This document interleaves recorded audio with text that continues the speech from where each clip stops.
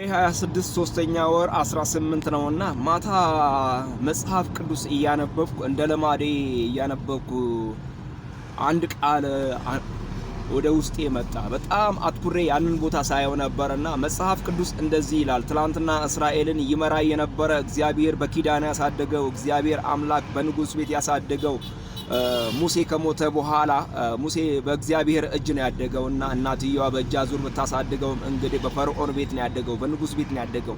ሙሴ አድጎ ምድረ በዳውን አገልግሎ ካለፈ በኋላ ብዙ ምዕራፎችን አገልግሎ እግዚአብሔርን ትእዛዝ ታዞ ለእግዚአብሔር አምላክ ኖሮለት አገልግሎት ሙሴ አንቀላፋ፣ ወይም ደግሞ ከአባቶቹ ጋር አንቀላፋ፣ ሞተ።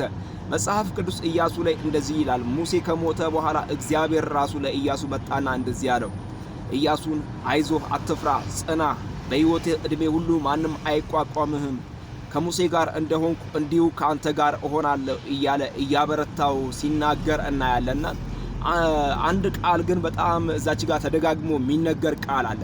ጽና፣ ጽና፣ ጽና፣ ባለህበት ቦታ ጽና፣ በርታ፣ ወደ ቀኝም አትበል፣ ወደ ግራም አትበል፣ የዚህ የሕግ መጽሐፍ ቃል ከአፍህ አይለይ እያለ ይናገራልና የእግዚአብሔር ቃል ምን ልላችሁ ፈልጌ ነው፣ ባላችሁበት ቦታ ጽኑ። የሚጸልየው በመጸለይ ይጽና፣ ተግቶ የሚሰራው በመስራት ይጽና፣ የእግዚአብሔርን ወንጌል የሚያገለግለው በማገልገል ይጽና። ምክንያቱም በጽናት ውስጥ በረከት አለ፣ በጽናት ውስጥ ትርፍ አለ፣ በጽናት ውስጥ መኖር አለ፣ በጽናት ውስጥ ማለፍ አለ። አንዳንዴ ስጋ፣ ሰይጣን፣ የዚህ ዓለም ሲስተም ትዕግስትን ያሳጣንና ከምንጸናበት ነገር አጉረምርመን እንድንሄድ ያደርገናል። ያ የበረከታችን ምንጭ ሳይሆን የውድቀታችን ምንጭ ነው የሚሆነው።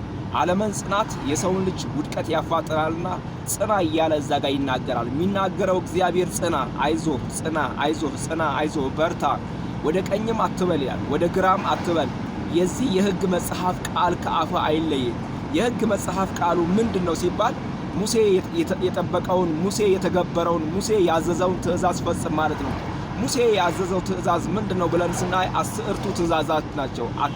አትስረቅ፣ አትግደል፣ አታመንዝር፣ የባልንጀራህን ነገር አትመኝ፣ የባልንጀራህን ሚስት አትመኝ፣ ሎሌውን አትመኝ፣ ለባልንጀራ ክፉ አትሁንለት እያለ ይናገራልና 10ቱ ትእዛዝን ነው። 10ቱ ትእዛዝን ከጠበቅ ይህንን የመጽሐፍ ቅዱስን ቃል ካደረግ የእግዚአብሔርን ልብ ደስ ታሰኛለህና አይዞ፣ ጽና፣ በርታ እያለ ይናገራልና ውድ የአባቴ ብሩካን የኢትዮጵያውያን ልጆች፣ የኢትዮጵያ ሀገሬ የኢትዮጵያ ልጆች ጽኑ፣ በርቱ። እግዚአብሔር አምላክ መልካም ያደርጋል፣ ይህም ያልፋል። እግዚአብሔር አምላክ በጽናት ውስጥ በረከትን ያደርጋል። ጌታ ለዘለዓለም ይባረክ። እወዳችኋለሁ። ተባረኩ። ወንድማችሁ መስፍን ነኝ።